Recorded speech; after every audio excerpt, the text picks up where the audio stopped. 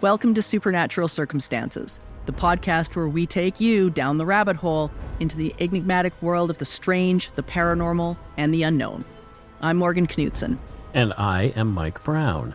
It's time to dim the lights and settle in. Come along with us on this week's adventure. Ooh. We're here to talk about the Seaford Poltergeist.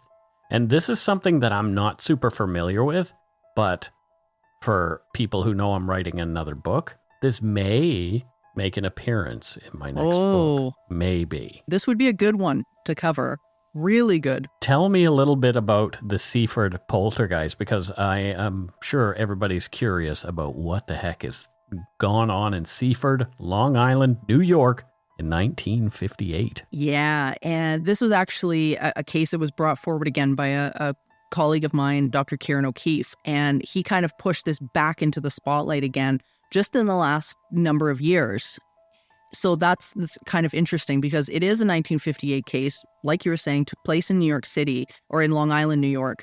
And the incidents in this were really publicized. Everything from bottles losing their tops and spilling contents, objects flying, like this was right out of Poltergeist. Wow. It was really highly investigated. And I think to me, this is what makes this case so interesting. So who's involved? Who's the family that's involved here? So the family consisted of James and Lucille Herman and their children, also named Lucille and James. Oh, very creative. They were inventive back then. So, yeah. And Lucy was only 13. James was 12. Mm-hmm. So right hitting in that sort of puberty range, our kids are kind of working through some stuff. Yep. And the first really weird incident started in February of 1958 when James came home from school and he found a ceramic doll and a ship model lying broken on his dresser, as if the doll had somehow mysteriously fallen into or crashed into the ship on its own. And they couldn't explain it, which kind of launched a plethora of events over the next week or so that were bizarre, to say the least. So this only went on for a week, or was there more activity after that? It was quite short. It was a little bit longer than a week. I believe it was roughly around a month. Okay. But it faded in and out. Like there would be a week where this thing would pick right up, and then it would fade away until this just quit entirely. So this is a pattern that you're going to often see with basically what we're going to be talking about, which is psychokinesis and PK cases, where you've got these sort of escalations in activity, and then all of a sudden they kind of dim off and die away. So this is not unusual, but this case was highly documented by one of my favorite researchers, and he really went through the gamut of testing this to figure out what this could be. And this is curious to me. Maybe it's because I'm such a noob, but it was centered around a 12-year-old boy. Typically, when we see these stories in popular culture, they tend to be centered around young girls. But this one is centered around the boy James a little more? Yeah, and James was what they call the epicenter of what was going on, or Bill Roll, the investigator who was on top of this, is definitely what he felt. And the idea that women versus men are kind of more susceptible to to this type of activity is not really true. Statistically, right. When we look back at experiments and things like that, it's usually pretty even, and it's a little more dependent on personality traits. So people that are outgoing, that are a little more open-minded, that are more outgoing, are typically the ones that actually experience more of this, rather than people who maybe are disbelievers or skeptics or something like that. So you mean the movies lied to us and they're trying to tell us a narrative that isn't necessarily true? I know, it's a heartbreak, isn't it? Right. So what were some other incidents that went on? A doll smashed a ship. What else? Yeah, there was a bunch of things, including the next incident, which I think was what disturbed the parents the most.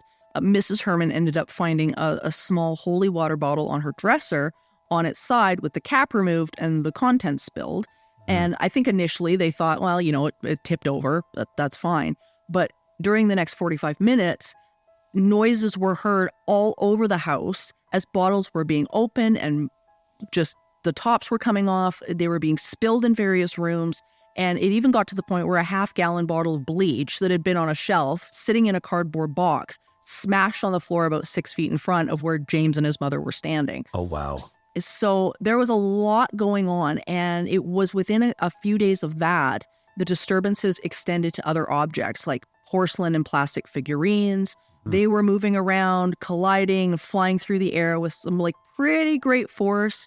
There was larger objects being thrown, night tables, phonographs. I mean, you can picture a bookcase. Yeah, like you can picture a scene out of the movie Poltergeist, and you've pretty much got the idea. So who are we talking to this week about this case? We have the most wonderful Paul Bestel this week, who is one of my favorite people and the host of the Mysteries and Monsters podcast. And I've been on his show so many times. He is such a delight and such an absolute wealth of information, not only on this case, but a whole bunch of others. Doesn't he do another podcast too? He does. He does the Ghost Story Guys. With another person we've talked to, Brennan Storr. Brennan Storr, yeah. And it just, both of them are absolutely brilliant. And he knows, what I love about Paul, especially for this case, is that this case was investigated by some extremely brilliant researchers from the Society of Psychical Research. William Roll being chief among them, yeah. Absolutely. And he was no joke. And the trickery and the lengths he went to rule this stuff out is pretty impressive. So we'll hear about that as well. Cool. Great. Well, let's get to that. I can't wait.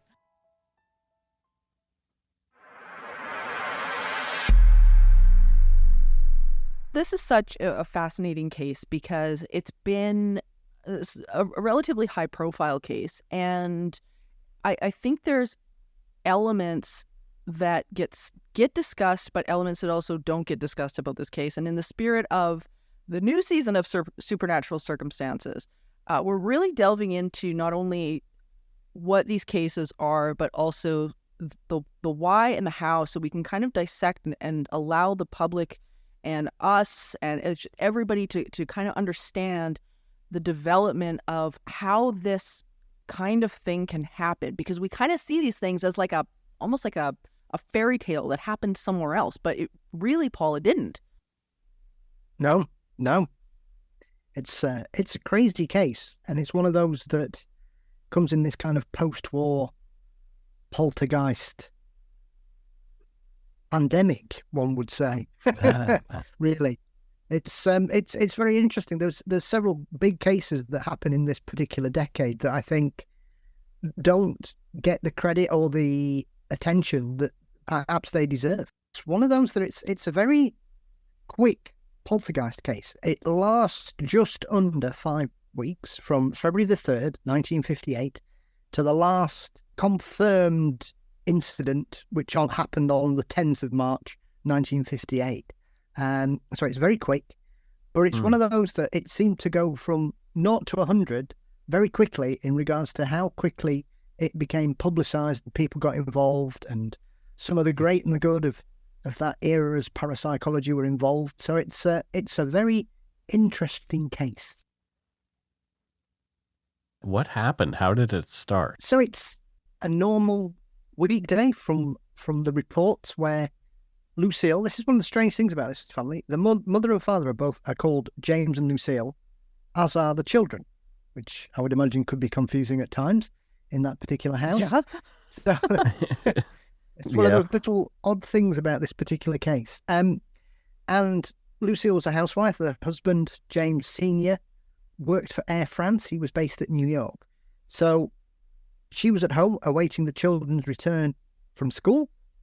And apparently on the 3rd of February, the children returned from school, and as they arrived, several bottles decided to pop their lids and spill their contents around the house. So there was incidents in the kitchen, the bedroom, the bathroom, and the basement, I believe. And that ushered in the arrival of Popper. Interesting. So how did they come to the idea that this entity was named Popper? Did it just come from because the fact that he popped the lids off of things? Absolutely spot on, yes. Perfect. Makes complete sense. Well, and, it's funny because this case is really peppered with unexplained movements of objects. There seemed to be all sorts of crazy things that were going on. Was there any record at the beginning as to what this family was thinking? Like, were they... Yeah, what did they think it was at first? Well, the dad was convinced it was James Jr. first few days. His son was apparently a model student, very bright, very intelligent, loved science. And so the father thought that his son had somehow rigged these bottles to pop their lids to surprise his mum and his sister. So over the next few days, the father followed the son around the house. And just what every kid wants. Especially when you're a 12-year-old boy. So he just wanted to make sure, but he just thought it was a prank, was getting out of hand, and therefore he was going to confront James and say, I know what's going on, just stop it off now. But things carried on, and he couldn't find out how he'd done it. He was watching him like a hawk, and things were still happening. So after a couple of days, he confronted him on a morning whilst the junior was brushing his teeth, and said, I know what's going on here. It's ridiculous. You need to stop it off. And as they was scolding him, two bottles behind the son moved of their own volition in the bathroom. One fell off into the sink and the other slid off the opposite direction. And at that point, the dad thought, maybe it's not James Jr. that's doing this. This is a bit peculiar. Yeah, no kidding. It's interesting, too, because I know during the next segment of time, everything from not only just these little bottles that were popping and whatnot, but there was allegedly a half-gallon bottle of bleach that had been on a shelf in a box that smashed on the floor, and that was like 6 feet in front of where James and his mother were standing. And then the disturbances changed to other objects, didn't they?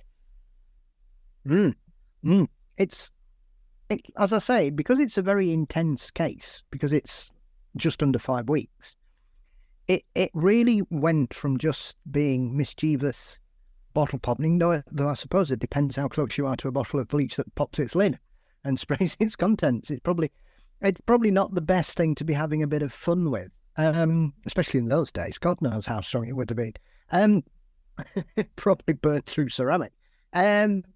So it just seems to have developed and progressed along, because obviously after the incident in the bathroom, the father checked to make sure there was no strings. He tried repeating it, using soaping the bottles, and he couldn't make them move in that particular way. So he did what any normal person would do in that situation. He called the police. It's interesting. And it ended up landing in the lap of a detective called Tozzy, I think his name was, who ended up sort of also starting off under the impression that it was the son. And at this point, the son had been reduced to tears by both his father and the detective through their questioning of him, because they were convinced it had to be him. Nobody else, it couldn't possibly be anything else. And he was reduced to tears. You would suspect at that point, the 1950s, father, detective, demanding you tell the truth, and he broke down. He said, no, I'm not doing it, and started crying. That, for me, gives this a little bit more credence, because in those days, I would suspect there are two people a child would respect would be his father and a police officer. Well, and traumatizing. Right. I mean, just sitting there being accused and then having it escalate to the point where a police officer was involved. And I think what makes this interesting, because you look at cases like Enfield and whatnot that have had police in and out. This was an officer that was assigned to the case. And I thought that was really interesting, because that doesn't really happen. And, there's occult crimes units and things like that are, but I mean, usually not assigned to something like this. So there had to be something there that they were really, really questioning. Yeah, well, apparently James Senior, Mr. Herman, was quite well known and very well respected, as were the family. This is one of those aspects that they're not one of the cliches you can often get in poltergeist cases is that there was some family tension, family stress, issues. There was no kind of social friction going on in this family unit at all. To all intents and purposes, they were happily married. The kids were doing very well at school. They had a very open, loving family. They were happy. They were affluent. They were doing well. There was no stress factor in that social unit. So it's unusual because the other aspect of this is that James, the son, was 12. Lucille, the daughter, was 13. So you had two prepubescent teenagers or people of that age in the same house, but it was a new house. The house was only 5 years old, I think. So it was a post-war affluent suburb. This was a family on the up. That's interesting. Yeah, like I know William Roll Bill Roll, when he got involved with the case, because he came in on behalf of Duke University and later on to research that. And for everybody listening that doesn't know who Bill Roll is, he was an incredible researcher that worked for the Rhine and was an amazing parapsychologist and researched a lot on psychokinesis, and specifically recurrent spontaneous psychokinesis, or RSPK. And like I know he felt like even though the outside of the house and the family portrait basically looked pretty good, I know in one of his papers, I think it was in his 2003 papers, he was saying that James had pretty buried feelings of anger towards his dad.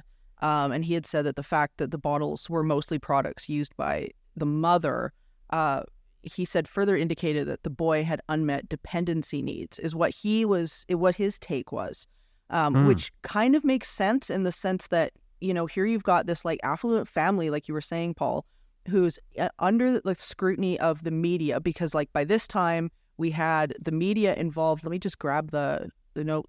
Yeah, Newsday was involved, the New York Times, London Evening News, and Newsday. So you've got all these people that are involved, and then you've got, you know, this, I would imagine, a feeling of if I don't make this look like everything's okay, then, you know, I'm going to be, my family's going to hear about this.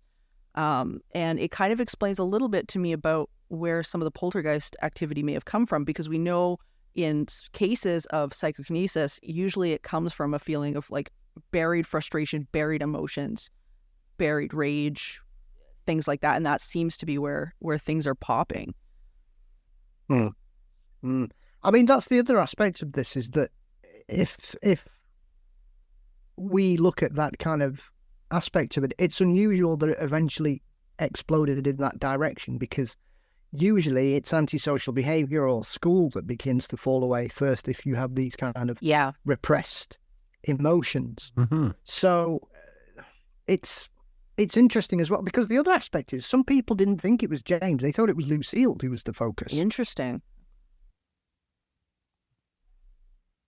Because whilst a lot of incidents occurred with James or in James's room or James's vicinity, a lot of people, Lucille was also there a lot of the time. So it could be said that, was it this kind of, as you refer to what Dr. Rold had written, that there was sibling friction there, and it was that was causing the problems, and it might have been, for all we know, it could have been both of them lashing out, because one of the strange aspects of this is that the family were devout Catholics as well. Because the mum had loads of bottles of holy water around their house. Sure. Which is quite odd, because when they call the priest in, the priest brings his own holy water. But when you read the report, she must have had at least a dozen bottles of the stuff in the house. So I don't know why she couldn't just pass him some on. It's interesting. I see kind of a pattern over a lot of the cases that we've covered. And I'm not saying, you know, Catholics cause hauntings or poltergeists or anything like that. But it seems like people with strong belief in things like a religion in particular, they are more apt to have this kind of occurrence. I mean, we look at the movie Poltergeist, for example, and clearly those people are not a super religious family, and I think they're positioned in that way. But in real life, we do see people who are more open to believing that there is some sort of something other than the material that somehow facilitates these kind of experiences. If I'm off track, let me know.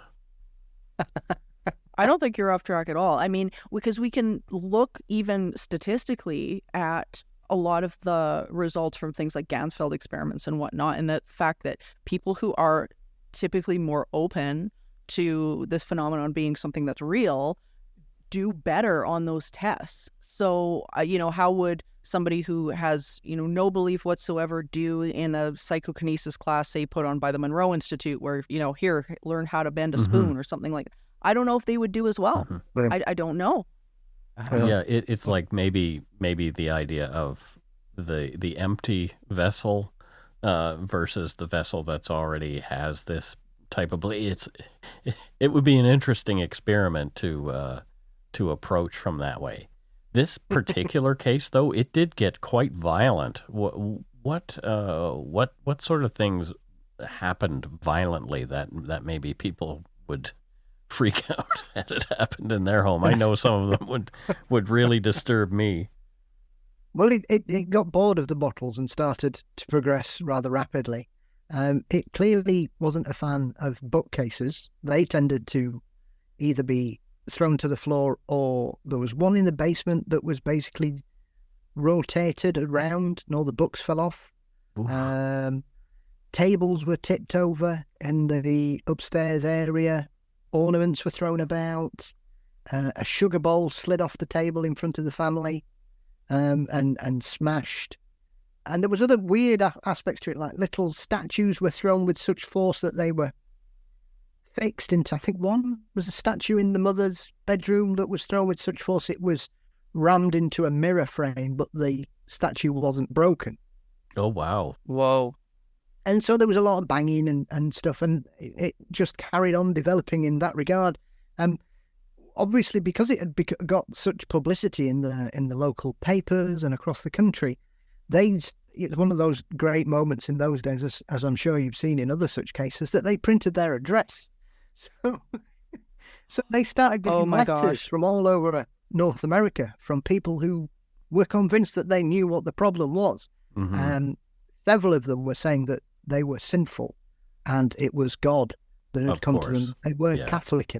Oh my God. And talk about a stigma, because I mean, we've got to remember too, like, this was 1958, different times and different concept of the paranormal at that point. Like, the paranormal was not something that was heavily on the table at this point in time in in America. I mean, we had the beginnings of the research from the Rhine, like J.B. Rhine and on psychokinesis and things like that.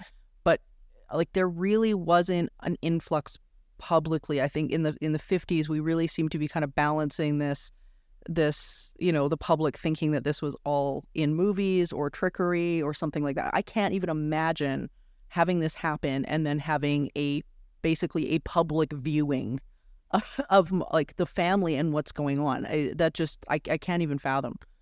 Yeah. Well, to be fair, that was probably one of the more reasonable explanations that the family were sent. Oh boy. One of my favourites was that some people believed that it was Russians who were tunnelling under the house on their way to invade New York. You can certainly tell when this story was set. There was another one that it was Martians that were trying to make contact. That of that description, there were all kinds of aspects. Obviously, that it was all a trick. It was all a hoax. Somebody said it was due to their drafty chimney. Water levels were blamed. Earthquakes. Sonic booms. It's a very one of those where people will give an explanation which doesn't really explain everything. It might explain one or two things, but and as I say, everybody was coming around. There were people stopping in the house. They had visitors. People were ringing them as well because the telephone number had been published. So, oh my God, people would take trips, come out, take pictures of the house. So Pratt and Roll, who investigated this, they essentially debunked all these weird theories that people were coming up with. They were really unable to explain what was happening. Yeah, they actually did a lot of scientific investigation in regards to what was going on, because obviously they were trying to work out about sonic booms, and because it was on a flight path, that was one of the early explanations that was put forward for things being tipped over and things, that a sonic boom was coming over, even though nobody reported hearing any of it. But when they correlated the flight paths with the incidents, they didn't match at all. So that was quickly ruled out. They had a seismologist check the area. There was no record of that. I think they actually even had a seismograph in the home for a bit and didn't pick anything up when the loud bangs were going off.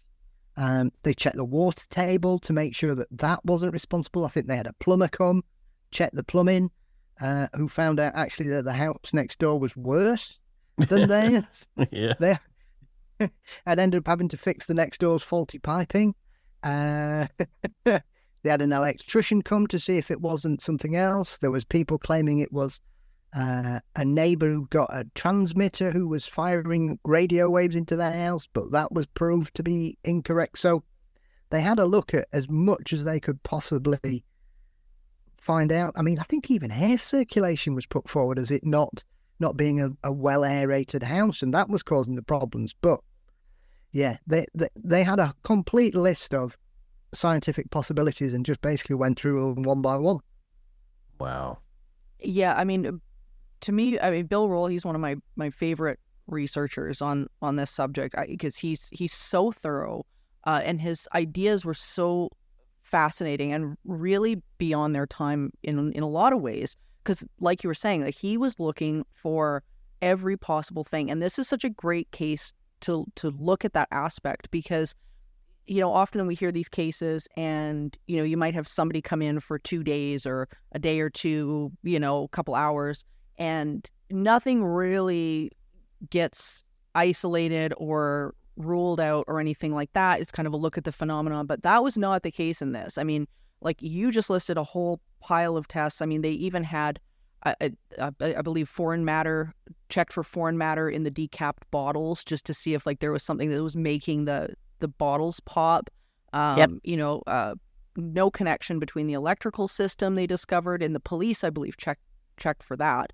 Downdrafts, like you were saying, air circulation, storm windows in the cellar apparently were removed. It was crazy. I mean, they tore this house to pieces, and there was nothing. And I think that was, my guess is that's when Roland Pratt really started to delve in to the emotional center of the family and figure out, okay, wait a minute, there's an epicenter here. How can we, now it's time to stop looking at the outside and start looking at the inside. And that's, as I say, one of my favorite things about Bill Roll was that he really understood that relationship between what was going on with the people versus what was going on with the phenomena. And I think this is such a great example of that. So the family was driven out of the house as well, were they not? Yes. Yeah. And yeah, so I think several occasions they just thought were valid enough. Well, this is the other aspect of this as well, is it didn't follow them, which has happened in some other cases. And obviously one would suggest, because as I said, James has been fingered by several skeptical evaluations of the case, all claiming that he was a world-class trickster or an illusionist who had shown no 12? interest in magic. Yeah, well, yeah, as with anything, this. Yeah. But nothing happened when they went other places, which kind of makes you think, well, would he have known the rules of what was going on to not try and do things somewhere else if he was doing it? Who knows? Well, and it also leads a bit of credence too to the idea that it was a dynamic that was going on within the family that had influence here. Like as soon as you go on vacation, for instance, you're not in the same dynamic. When you change a family settings, it's a very different energy. Like if I'm taking a case, I always interview the family outside of the house first. Sure. Because oftentimes you see a different side of the family. They're thinking different. They're in a new space. They don't have the trauma that's going on around them, and things start to change. So it wouldn't surprise me if you took this family, took the Hermans, pulled them out of that situation, plunked them in a less stressful environment, and all of a sudden the PK quit. Because that would make sense to me. Right. Yeah. I mean, like you say, the house was fairly new, but did they feel cramped? I mean, there are all kinds of issues that perhaps people didn't take into consideration at that time, because people would stay in properties and have so many people, whereas these days we look back and we think, how did they live like that? Where you have situations where you'd have 3 or 4 people sharing a bedroom of teenage years, and you'd think, oh, Bennett, that must be the most stressful thing ever when you're 14. Right.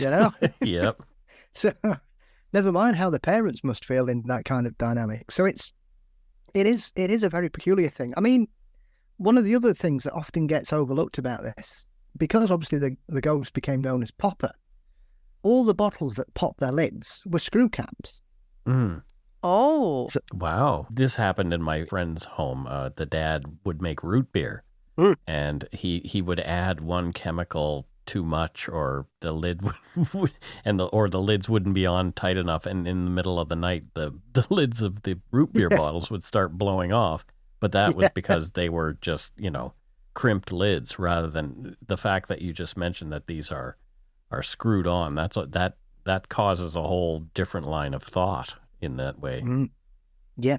So I think Roll, or it might either Roll or Pratt, decided to check. So they used a variety of concoctions to try and replicate the screw cap popping, and found that either the gas just escaped or the bottle exploded.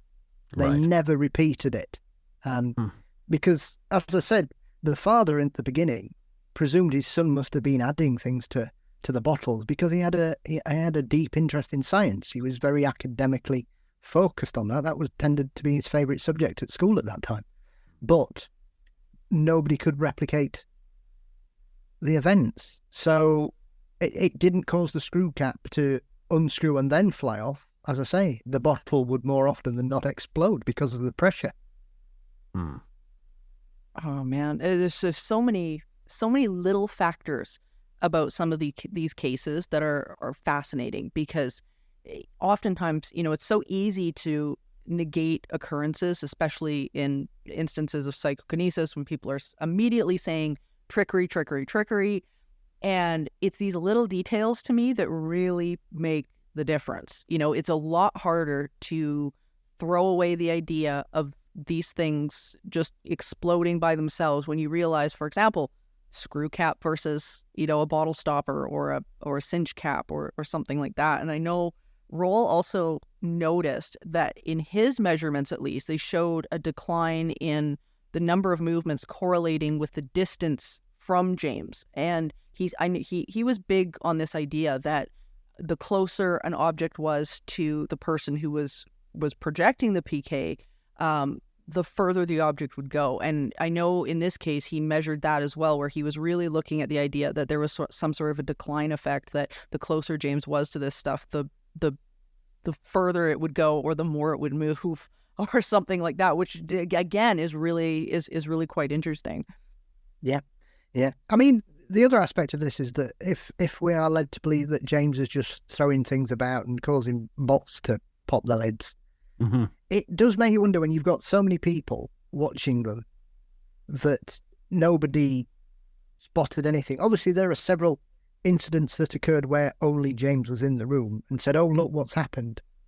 But the family were very frightened by this. They were very unhappy with the attention.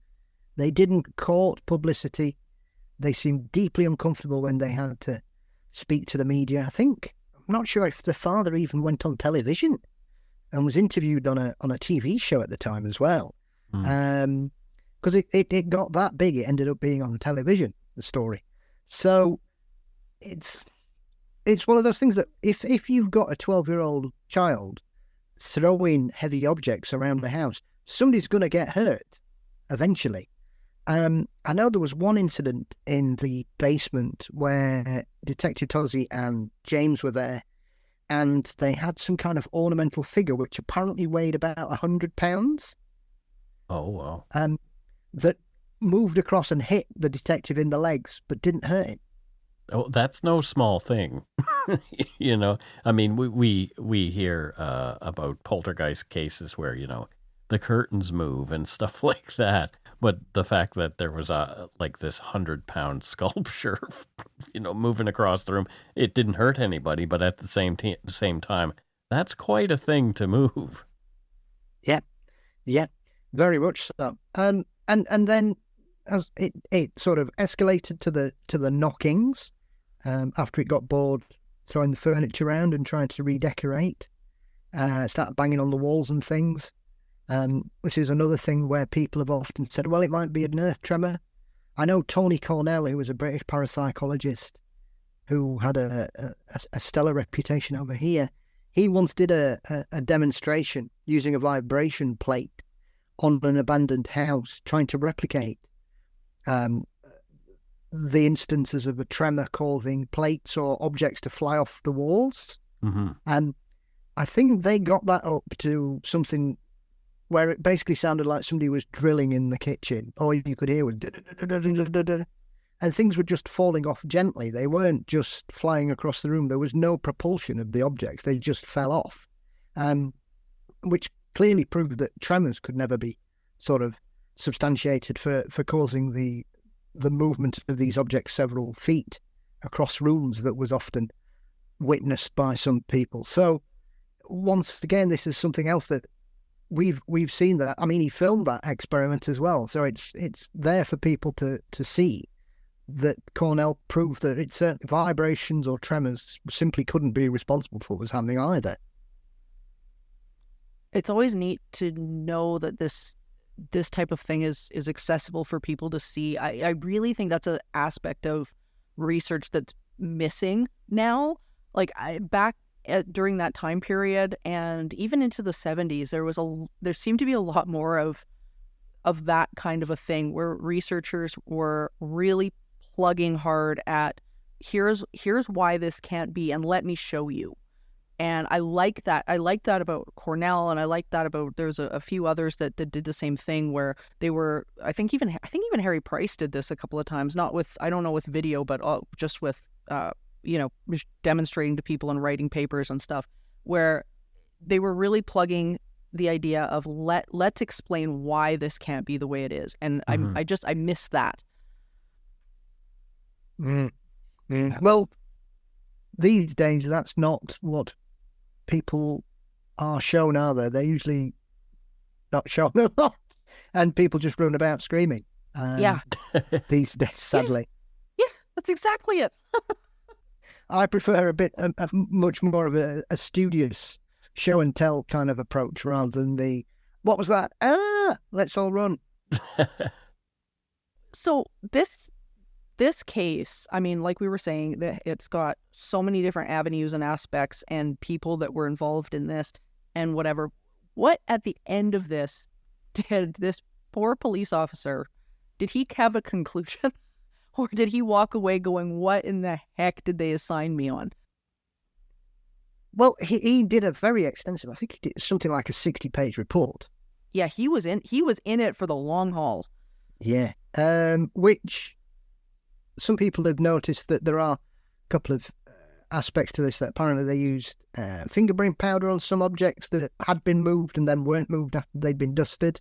But then you would have to, once again, suspect that I find it very hard to believe that a child would be able to watch a police officer and note every single object. Once again, I think a 12-year-old child is not clever enough to think that he's smarter than a detective.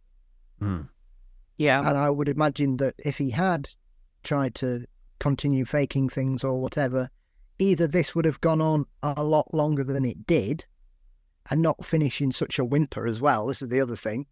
Or he would have been caught, and he never was. People say, oh, well, I think he just misdirected things, or he exaggerated events, or whatever. But we'd got parapsychologists, police officers, media staying in the house. You'd got 4 members of the family in there. Nobody saw him do anything.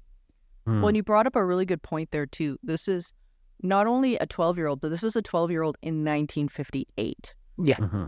This isn't a 12-year-old in, 2023 where, they've got their phones and they figured out 3/4 of the computer programs that they could, that wasn't, it was very different at that point.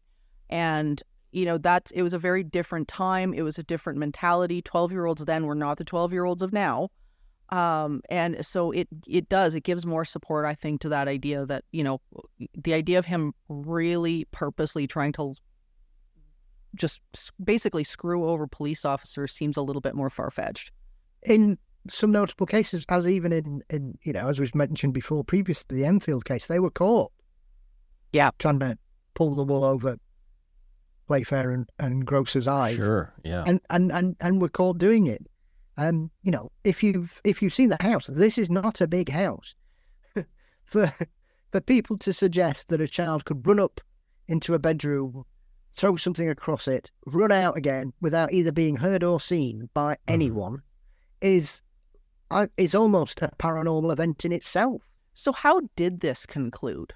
You were saying it kind of just petered out, and it did. Yeah, I think Roland Pratt had come back towards the end, which this was the other thing. They didn't announce they were coming back, and it wasn't publicised in the press either. They just basically said, right, we're here. Stayed for about a week, and during that week it kind of started to drift down. And the last event was, I think they were in the kitchen. They heard a pop. They went into the basement, and a bottle of bleach had tipped over. The lid had popped off, and that was the end of Popper. Wow. Wow. And so this case went on to inspire not only a lot of conjecture after the fact, but it is also believed to be the inspiration for the movie Poltergeist as well. Yeah, certainly. I think it's certainly got some elements of inspiration in there. Clearly, I'm not sure what other cases Spielberg may have used, because clearly there's a lot that goes on in that film that didn't happen in this case. Yeah, correct. Yeah, unless they there's a secret file somewhere that they've never released to the public. I highly doubt that. Sadly, but yeah, it's one of those. But well, as I said, it seems to be one of those cases that some people, I think, if you know about the paranormal and poltergeist, it's a very well-known case. I'm still surprised that people don't know about it, and I think that's one of the aspects of this, is that there's nothing really shocking in this case. There's nothing really frightening. It seems mischievous, if a little bit dangerous at times, but it's short-lived. It came from nowhere. It disappears with a whimper. Everybody carries on with their lives. It never comes back. They don't get a repeat performance, and I think it's drifted out of the headlines in regards to, especially in American poltergeist cases, because it's just quite standard. It just seems a very cheeky poltergeist more than anything, whereas all the other cases, there's people running out their houses in the middle of the night screaming, and blood pouring down the walls allegedly, and people being thrown up and down stairs. So I think the fact that it's quite a gentle haunting in comparison with some other more notorious cases has kind of seen it fall away. But I think as investigations go, and the people involved in it, and the quality of their investigations, I would say that this is probably a more thoroughly investigated case than most of the notorious ones. There's lots around the internet about it too. Like if people are interested in learning more, there's an entry on the Psi Encyclopedia at the sciencyclopedia.spr.ac.uk. Just type in Seaford Poltergeist there, and you will find all kinds of stuff. But this is really a fantastic case. Mm. I mean, I believe Roll's case notes are lodged at the University of Georgia as well. You can actually go and visit it and get the original documentation. Mm. See, that's the Wow. great thing about cases like this to me, is that because they are so well documented, that this is the type of thing that you can do. You can start to take a look at the hows, the whys, what happened. And the great thing about Bill Roll's notes is that he's so thorough in his research and investigations. And I think today, just having this conversation, we projected a bunch of potential theories and talked about what could have started something like this. And it's a really great discussion to have. And Paul, we couldn't have had it without you. So thank you. My pleasure. Thank you for asking me. I'd like to say it's one of my favorite cases from America. Yeah, great. We're going to have you back again and again, I'm sure. I'll hold you to that. Thank you. Okay.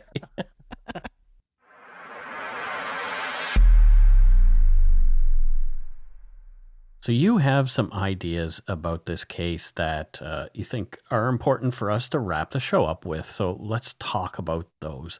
And Chief, and the main one that you want to mention is that this was a fantastic example of psychokinesis. So let's talk about that. Yeah, and I think this is something that's so important to talk about when it comes to the phenomenon of hauntings in general, because this is something that gets confused with hauntings all the time. Okay. Because it's weird, right? I mean, stuff's moving around on its own. The last thing you're going to think of is, oh, maybe it's me. Right. You're going to think it's some exterior thing that's doing it. Absolutely. Yeah. So the development of psychokinesis and Bill Roll's RSPK, which we spoke about, is really important here. He really felt that James had this kind of suppressed anger towards his dad and some dependency issues that weren't really being verbalized. And if that was the case, it really begins to explain a lot, because we see very much a tie-in regarding, again, people's emotions and this type of activity, which is really, really significant. So, we're told that we've got nothing to do with what's happening around us. And in parapsychology, that's just simply not true. Right. So in this field, it's known as something called mind-matter interaction, or MMI. Okay. So some of these cases, if not most of them, really are about doing a deep dive on ourselves. It's not just thinking that this phenomenon is afflicted on us. And that's something that we've kind of grown to believe in this culture. We've really thought that, I've got no control over what happens to me. Everything is just asserted on me. And we're now beginning to realize that this is a really amazing glimpse into just how powerful we really are as not humans, but as spiritual beings living the human experience. Right, yeah. It really. And, here you've got this potential to do this kind of a thing and interact with our world using thoughts and emotions. And, here we've covered a case that is a little on the disturbing side. Sure. But it doesn't have to be. And Right. that can have some pretty wonderful implications. Yeah, see, this is the thing that I really like about that idea, the idea of psychokinesis. Wouldn't it be cool if we could all kind of tap into something like this and have an effect on a different kind of effect on our environment? I mean, we as human beings, we affect our environment. There's no two ways about it. The environment is telling us right now by heat waves and all kinds of craziness that's going on that we have made a difference. So it's really fascinating that maybe there's other ways that we can have an impact on our direct environment, or maybe even as a collective group, were we able to focus on these kind of, it's really out there and it's really woo-woo to think about. So I'm just theorizing. I'm not saying that I think we're anywhere close to being able to do this, but I think there are people who are doing it maybe accidentally or even intentionally, but we don't fully understand it yet, if that makes sense. Does that make sense to you? Am I on the right track? No, I do think it makes sense. And I think we can look at some of the research that's out there that is pointing to exactly what you're talking about. Like the Monroe Institute is a really great example of this, Right. where, they're teaching people how to use their mind to interact with matter around them. And they've got it down to a science. You can take the course to learn to do it. There are experiments with meditation and things like that, and using meditation and positive emotion to get these outcomes and these really fascinating results that they've been putting out for a number of years. But it's the research is there, and I think if we continue to go down that path, I think it's really going to empower people that are willing to sort of step up. But I think the caveat to that is that the people really have to be ready to let go of ego and to let go of their story. And not everybody, I think, is ready to do that. I believe that. And that's the thing. Not everybody's open-minded enough to even want to explore this. The minute some people hear, hey, perhaps there is something that we can do to have an effect on our environment in this way, the minute they hear that, their minds shut like a steel trap. They think, okay, this is the material world that we live in, and that's all there is. But there's so much proof to the contrary. Yeah, not only that, but it forces us to look at, oh my gosh, all of these amazing, cool things that have happened to me. But it also puts the onus on, oh my gosh, what about the stuff that I don't like? And so it takes a bit of ownership of both to really put your feet into some of this stuff and go, okay, if I own the one side, I've got to own the other side. Now what can I do different? So it really asks a big question, and I think pushes people to a new understanding. But if you're willing to do the work and really, as we said at the beginning, go down that rabbit hole, there are some pretty amazing and empowering things about mind-matter interaction that, to me, I think it's irreplaceable. Cool. Well, let's investigate that some more, because I think, this is the kind of stuff that I want to talk about on this show, because this is where sort of the rubber meets the road for me. Big time. Right. Like people come here to learn about weird events that may have happened, but at the same time, what is behind all this? And that's exactly what you and I discussed before we even started this podcast was, let's talk about that stuff. Yeah, well, and why is a case in New York in like the 1950s, why should we care now? Right? Why should we care now? This is why. Yeah. This is why, is because this absolutely has relevance to our day-to-day life, not just in the world of the paranormal and spooky things, but this has relevance to you every single day. Right.